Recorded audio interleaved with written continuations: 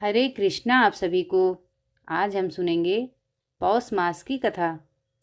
पौष मास की एक ठंडी रात में एक निर्धन ब्राह्मण और उसकी पत्नी ने भगवान विष्णु से मदद की प्रार्थना की। क्या वह भिखारी जो उनके दरवाजे पर आया सच में भगवान विष्णु थे? क्या भगवान विष्णु की योजना थी उनके लिए कुछ अच्छा होने की, या यह केवल एक कठिन परीक्षा थी? जानिए, जब हरिदास और ललिता ने अपने त्याग और विश्वास से सारी कठिनाइयों का सामना किया तो भगवान ने उनका किस तरह से उद्धार किया। इस कथा में विश्वास, भक्ति और मानवता की अद्भुत शक्ति छुपी है मित्रों। यदि आप सच्चे मन से अपने जीवन में सुख समृद्धि लाना चाहते हैं तो यह अत्यंत आवश्यक है कि इस कथा को अंत तक सुनें और इसका संदेश आत्मसात करें। आधे अधूरे प्रयासों से कोई भी कार्य सफल नहीं होता। यही नियम भक्ति और पुण्य के लिए भी लागू होता है। इस पवित्र कथा को पूर्ण श्रद्धा से के साथ सुनें और कमेंट में जय श्री हरि अवश्य लिखें। तो आइए मित्रों, पूरी श्रद्धा और भक्ति के साथ इस पावन कथा को सुनें और भगवान विष्णु की कृपा प्राप्त करें। अब कथा का शुभारंभ करते हैं मित्रों। प्राचीन समय की बात है जब यह संसार सत्य, धर्म और मानवता के मूल्यों पर आधारित था, परंतु जैसे जैसे समय बीतता गया संसार में अधर्म और अज्ञान का अंधकार छाने लगा। ऐसे समय में भगवान विष्णु ने अनेक अवतार लेकर संसार का उद्धार किया। पौष मास के पवित्र महीने में घटित एक अद्भुत कथा इस संदर्भ में अत्यंत महत्वपूर्ण है।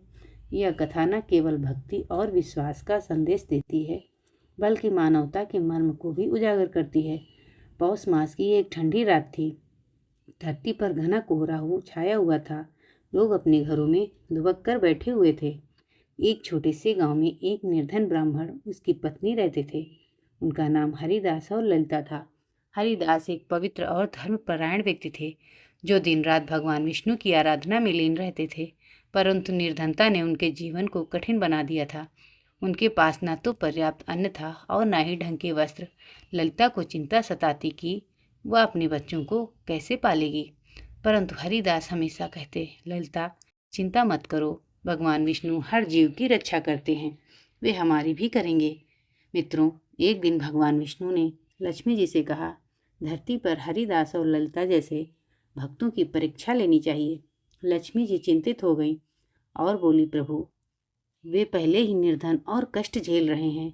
विष्णु जी मुस्कुराए और बोले, परीक्षा से ही तो सच्ची भक्ति का पता चलता है। उस रात हरिदास और ललिता ने पूजा के बाद भगवान विष्णु से प्रार्थना की, हे नारायण, हमारी यह निर्धनता दूर करो, हमें इतना दो कि हम दूसरों की सेवा कर सकें। उनकी प्रार्थना सुनकर भगवान विष्णु ने एक भिखारी का रूप धारण किया और हरिदास के घर पहुँचे।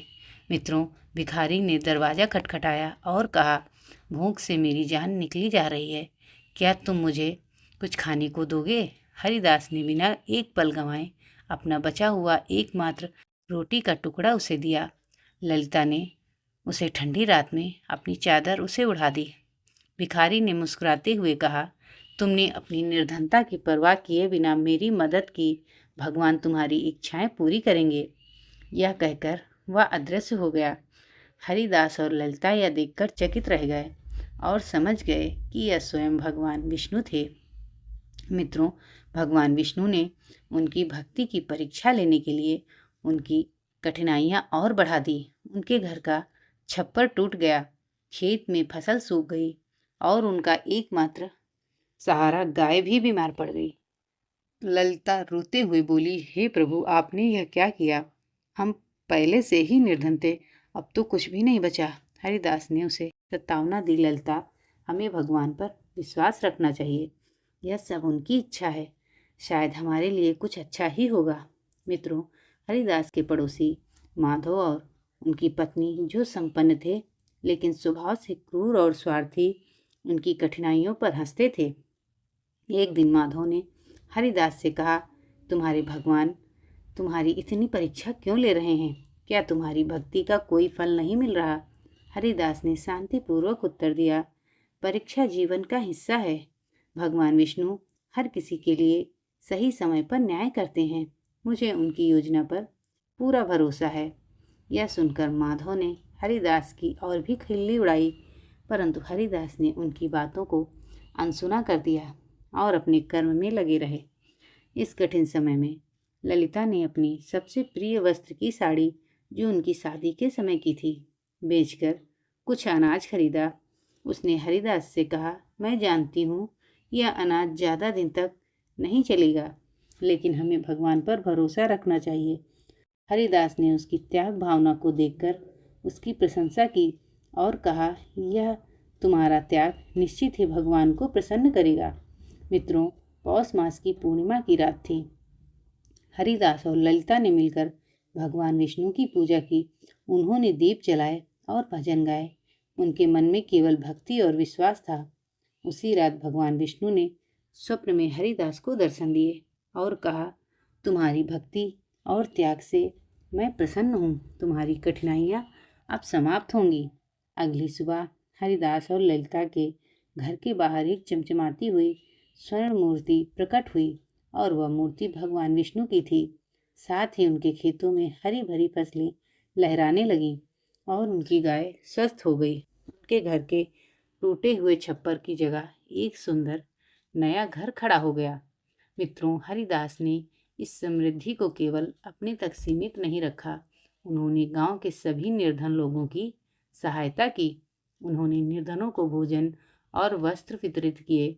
गांव में एक सुंदर मंदिर का निर्माण करवाया, जहां भगवान विष्णु की मूर्ति स्थापित की गई। उन्होंने शिक्षा और स्वास्थ्य के लिए भी कार्य करना शुरू किया। धीरे धीरे पूरा गांव खुशहाल हो गया और समृद्ध हो गया। माधव, जो पहले हरिदास का मजाक उड़ाते थे, यह देखकर चकित रह गए। उन्होंने हरिदास से माफ़ी मांगी। उनकी भक्ति और सेवा से प्रेरित होकर स्वयं भी भगवान विष्णु की आराधना करने लगे। मित्रों, कुछ दिन बाद हरिदास को भगवान विष्णु ने फिर से स्वप्न में दर्शन दिए। उन्होंने कहा, हरिदास, तुम्हारा और ललिता का त्याग और सेवा भाव अद्वितीय है। मैं तुमसे चाहता हूँ कि तुम अपने गांव में एक धर्मशाला का निर्माण कराओ, जहाँ हर आने वाला यात्री विश्राम कर सके और भूखा न रहे। हरिदास ने यह स्वप्न अपने गांव वालों को बताया। सभी लोग उनकी सहायता के लिए आगे आए। उन्होंने एक विशाल धर्मशाला और भोजनालय का निर्माण किया। इस कार्य से हरिदास और ललिता के प्रति गांव वालों का आदर और भी बढ़ गया। मित्रों, यह कथा हमें सिखाती है कि सच्ची भक्ति और विश्वास से कठिन समय भी कट सकता है। भगवान विष्णु अपने भक्तों की परीक्षा जरूर लेते हैं, परंतु वे उन्हें कभी असहाय नहीं छोड़ते। पौष मास की यह कथा भक्ति, त्याग और मानवता का प्रतीक है। जब हम दूसरों की भलाई के लिए तत्पर रहते हैं, तभी हमारा जीवन सफल होता है। हरिदास और ललिता का जीवन इस बात का प्रमाण है कि भगवान विष्णु अपने भक्तों की हर स्थिति में रक्षा करते हैं। उनकी कथा आज भी हमें प्रेरणा देती है कि हम अपने विश्वास को कभी कमज़ोर ना होने दें और मानवता की सेवा में तत्पर रहें। मित्रों, भगवान विष्णु की इस प्रेरणादायक कथा का यहीं पर समापन होता है। मित्रों, हरे कृष्णा। धन्यवाद।